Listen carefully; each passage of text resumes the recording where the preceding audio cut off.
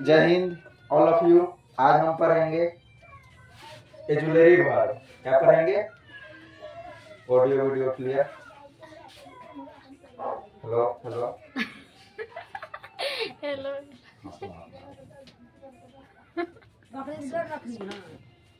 आज हम पढ़ेंगे एजुलरी वर्ब।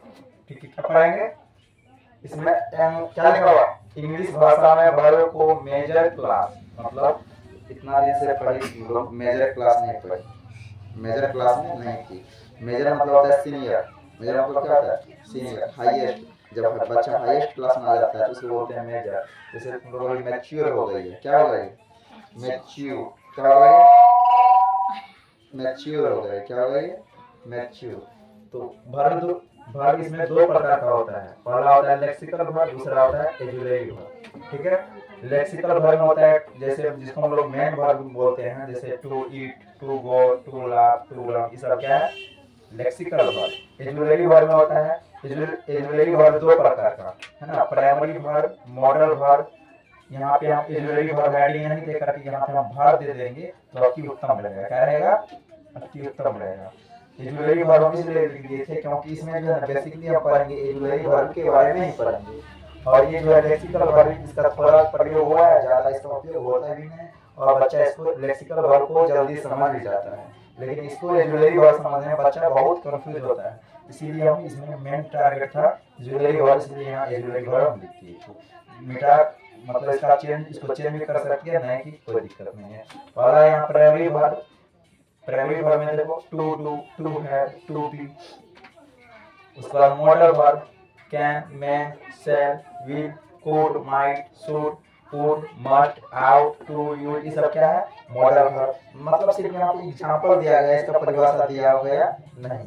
उसके बाद लेक्सिकल वर्ब किसे कहते हैं? अब यहाँ पर स्टार्ट हो गया लेक्सिकल। तो लेक्सिकल वर्ब किसे कहते हैं? लेक्सिकल वर्ब को ऑर्डिनरी वर्ब भी कहते हैं। आप कहेगा सर ऑर्डिनरी वर्ब क्या होता है?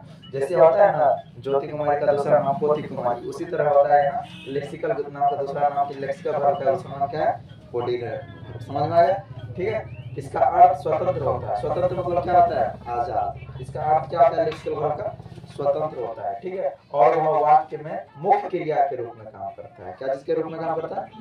मुख्य क्रिया। हिंदी जानती है क्या? इंग्लिश क्या होता है? इसको बोलते हैं मेन वर्ब। क्या बोलते हैं?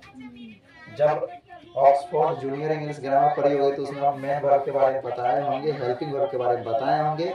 इसमें हेल्पिंग वर्ब का और मेन वर्ब का चर्चा नहीं किया गया। ठीक है, याद रखना।